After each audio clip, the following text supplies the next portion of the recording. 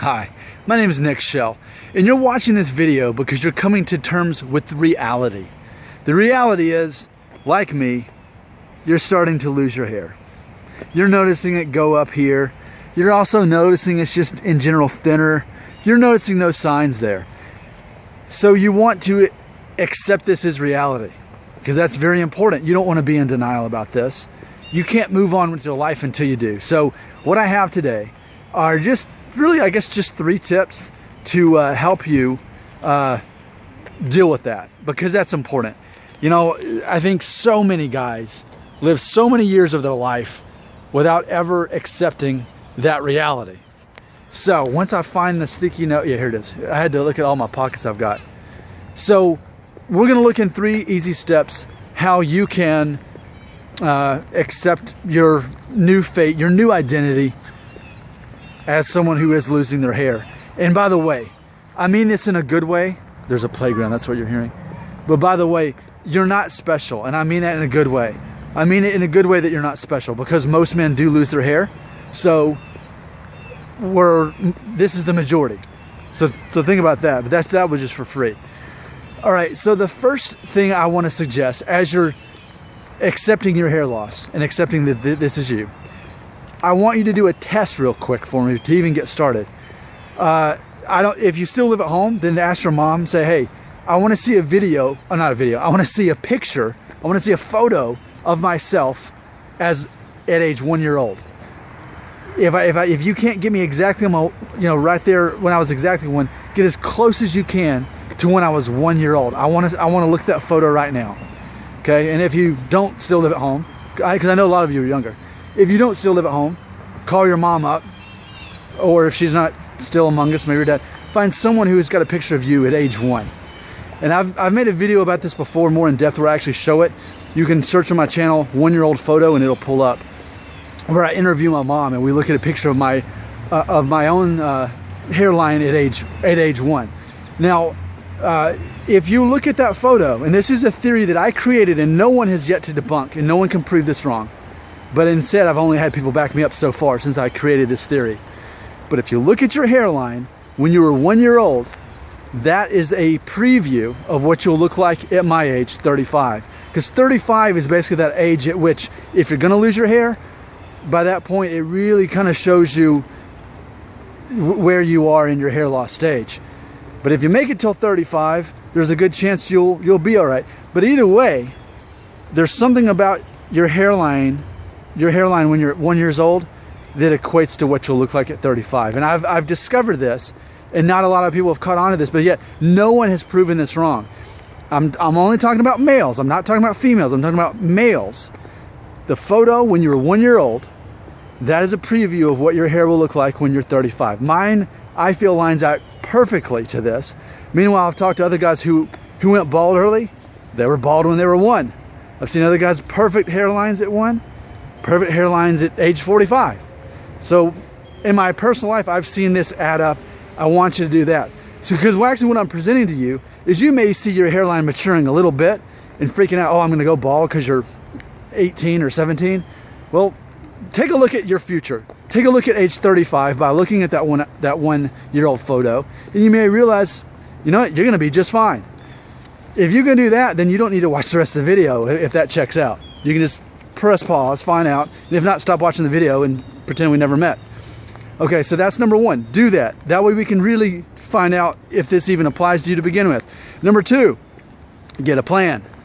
Without a plan, you're going to live in fear and anxiety and depression. And I don't want that for you. I want the best for you. You have to get a plan. Now, across the spectrum, I've talked about the spectrum before. There's different ways we can deal with this hair loss situation. On one side, we've got the people who want to they want to just embrace it, just buzz off their hair or shave it, whatever they feel want to do. And that's what I'm going to be doing, as you know, depending on how much hair I end up losing. That's kind of what my backup plan is as I deal with it. I'm not quite at that point where I have to yet, but that's my plan. That's on one side of the spectrum. Moving forward on the spectrum, we've got other people who are using Rogaine, minoxidil, essential oils to at least hold on to what they've got, if nothing else. So we've got that. We keep moving further. We've got people more on the other extreme ends that are going to use some kind of, you know, I don't know, weave or whatever you want to call it, that attaches to their hair, some kind of hair piece. What's it? There's certain guy, I've heard Matthew McConaughey uses that. I don't know. But then on the far end of that side, then we've got the people who have the hair transplant. I'm not saying there's anything wrong with any of these, but at least you have a plan. You know what to expect. Without a plan, you're going to freak out. And I don't want you freaking out. I want you to have a plan, because part of being a masculine man is being a man with a plan, is being decisive. And women are attracted to that.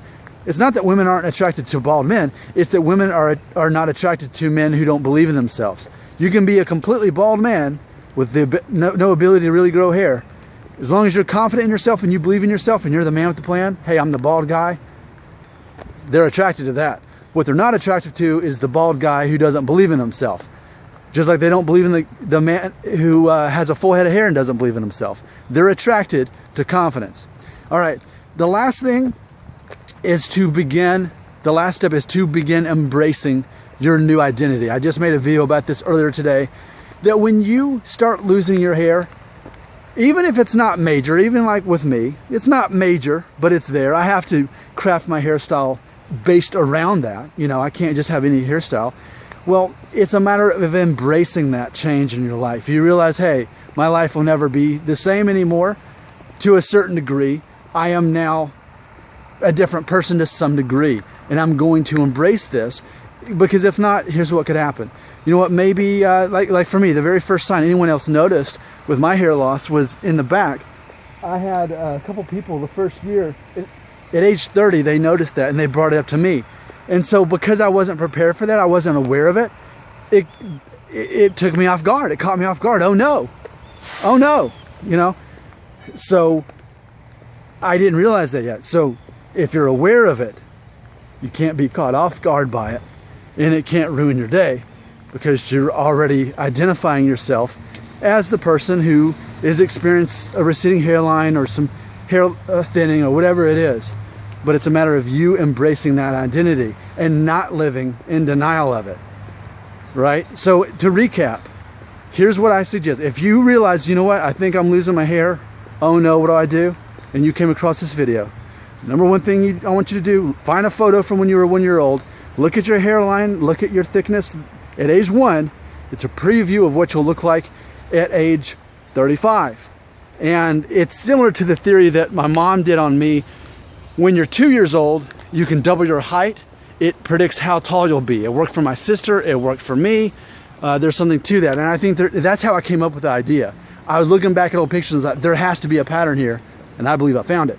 The second thing is, you want to find out what your plan is and start with that plan.